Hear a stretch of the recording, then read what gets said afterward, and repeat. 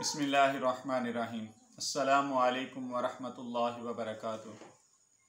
दोस्तों, अल्हम्दुलिल्लाह मज़हब इस्लाम एक ऐसा अजीम मज़हब है कि जो किसी भी एक को किसी दूसरे पर ज़्यादती करने की कतन इजाज़त नहीं देता और हर किस्म की छोटी से छोटी भी ऐसी चीज़ के जिससे किसी को तकलीफ़ पहुँचे, मज़हब इस्लाम उससे सख्ती से मना फरमाता है।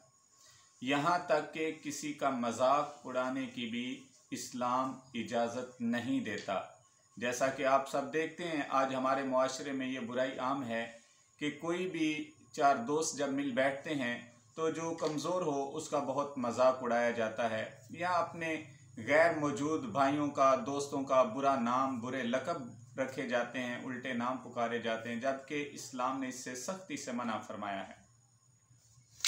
और अल्लाह पाक ने कुरान में वाज़े तौर पे ये हुक्म इरशाद फरमाया है, जो कि पारा नंबर 26 की सूरतुल हुजुरात की आयत नंबर 11 है। इसमें अल्लाह पाक ने वाज़े तौर पे फरमाया हुआ है कि किसी कौम का मजाक ना उड़ाओ।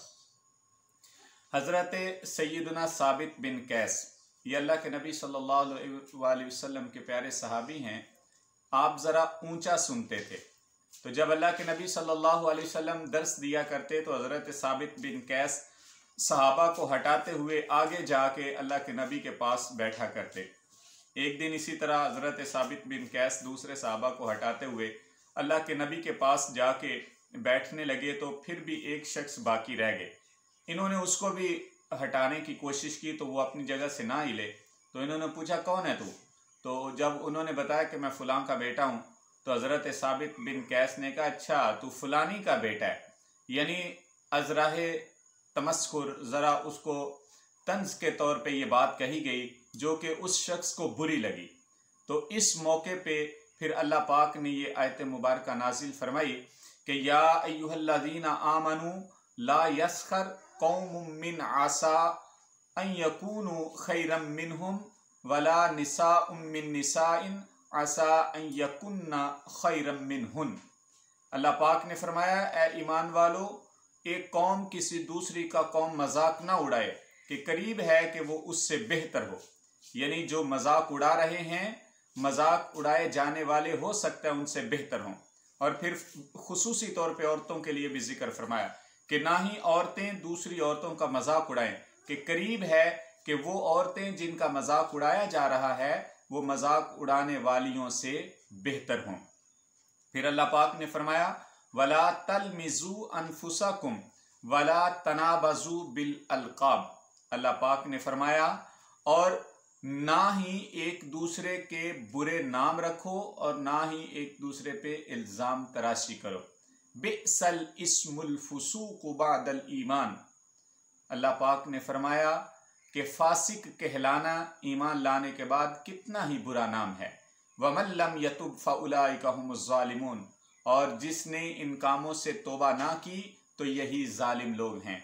तो मेरे प्यारे दोस्तों, आप कुरान की इस आयत से इस बात को समझ लीजिए कि ना ही किसी एक को दूसरे का मजाक उड़ाने की इजाज़त है, ना ही किसी पे इल्ज़ाम तराशी करने की इजाज़त है, और ना ही किसी का बुरा लक़ब रखने की इजाज़त है, बुरा नाम पुकारने की इजाज़त है।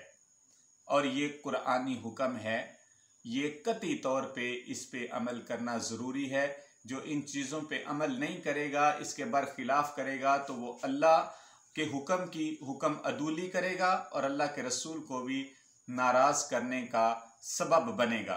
तो दोस्तों, कोशिश किया करें कि अपने दीगर जो दोस्त अहबाब हैं, भाई बहन हैं, उनमें से किसी का मजाक मत उड़ाएं, किसी का बुरा नाम मत पुकारें, क्योंकि ये चीज़ें मजाक मजाक में मुआशरती बुराइयों की जड़ पकड़ने वाली चीज़ें बन जाती हैं कि बंदा मजाक मजाक में किसी का बुरा नाम पुकारता है या किसी के साथ मजाक करके बेइज्जती करता है और कह रहा है मैं मजाक कर रहा हूँ, लेकिन सामने वाले के दिल में उस शख्स के लिए नफरत बैठ जाती है जो आगे चल के बहुत ज़्यादा फसाद का बायस बनते हैं।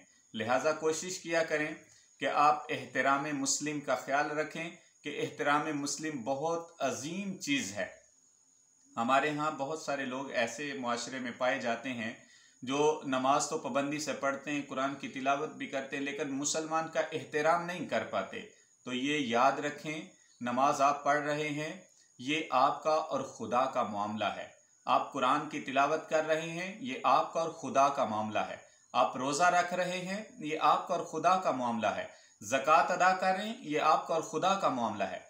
लेकिन अगर आप किसी मुसलमान के साथ बुरा सलूक कर रहे हैं तो ये अल्लाह के हुक्म अदूली के साथ साथ एक शख्स की हक तलफी भी है। और ये याद रखें कि हुकूकुल इबाद के मुतल्लिक अल्लाह पाक का भी यही हुक्म है कि जब तक वो शख्स माफ़ नहीं करेगा जुल्म करने वाले को, तब तक माफ़ी हासिल नहीं होगी।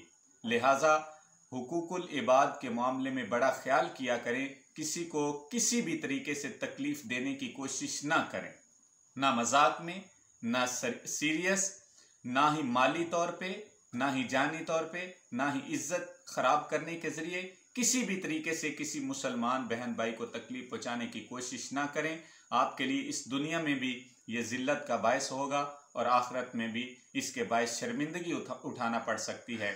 अल्लाह पाक से दुआ है, अल्लाह पाक मुझे तमाम सुनने देखने वालों को सच्चा सुच्चा मुसलमान बनाए। आमीन।